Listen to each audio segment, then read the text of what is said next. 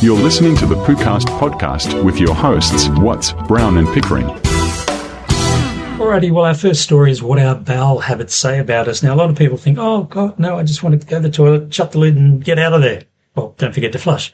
But ultimately, we've got to talk about this stuff. You know, what is poop? Or why do we have it? And how does it affect what we do? Or rather, how does it show what's happened to us in our bodies and all the rest of it? So apparently it consists of water, protein, ash, polysaccharides, undigested fats, bacterial biomass, and all that sort of stuff, undigested food as well, believe it or not.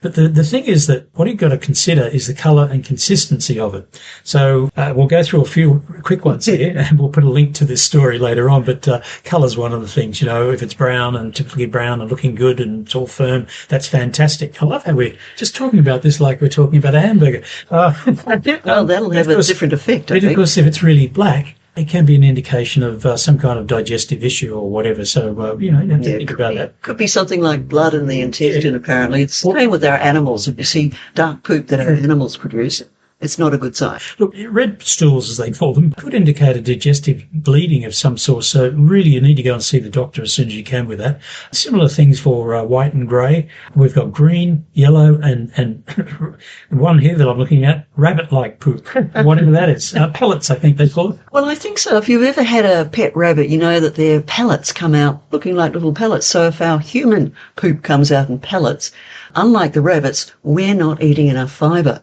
See, rabbits actually do best on rabbit food, which is really dry hay, and that keeps them healthy and happy. A bit like horses, they need lots of dry matter. And if we don't have enough fibre, then we have pellets. Exactly. Yeah. Look, it goes on. There's quite a lot. There's, large and solid or runny and all this. So, I think we've all been there and done that at some stage. But how much should you do? What's normal? Once a day, twice a day, once every other day. It just varies from person to person. Apparently, Hippocrates, the father of Western medicine, I'm quoting here, believed that ideal bowel movements should occur 2 to 3 times a day, which was a common occurrence in plant-based diets. But apparently now, as we're eating a lot more meat and a lot more processed foods, it's maybe not the same. Maybe every other day or whatever. So there you go.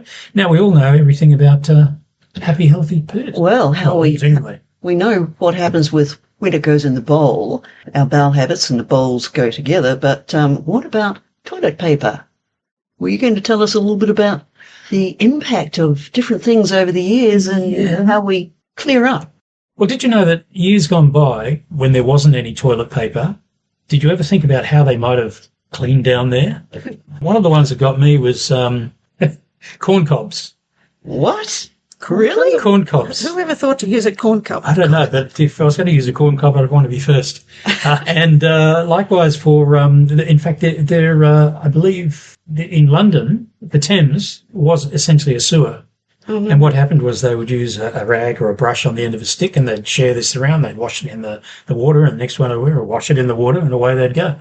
Like, how bizarre is that? Oh, no. Yeah. And what about sailors on boats? I mean, those long trips when they came out from Mother England to circumnavigate the world, I wonder what they used. Yeah. I happen to know that someone in a yachting magazine mentioned something about the end of rope, which I wouldn't think would be terribly much fun either. Also in Japan, there's the bidets. Oh, I love for bidets. I've been to Japan and actually, I didn't think I would like them, but once I tried them out, okay. Can we get a demonstration? No. Okay. They use them in parts of Europe as well. That was where I got to try them. And I thought, hey, this is quite nice. But I think you'd have to make sure the water flow was not too strong. Otherwise, it could be a bit of a surprise. Yeah, there's all sorts of, I guess, inverted commas, horrible things. There's these ceramic shards and goose's neck. First, you've got to catch the goose. That's right, exactly. I thought the feathers would be okay, but I don't know about the neck. And in Australia, good old Aussie way, apparently, are strips of newspaper. Never mind the ink. I would never have thought of that. Yeah, I remember using them when I was quite young. And in New Zealand, they had squares of newspaper, and they were pierced with a nail and then on a bit of string and hung up in the outhouse in the dunny. That's right. Yeah. Just glad I didn't have to wash any undies after using newspaper ink. All righty, enough of bowel habits. So there you go. We've all kind of learned a lot about that one.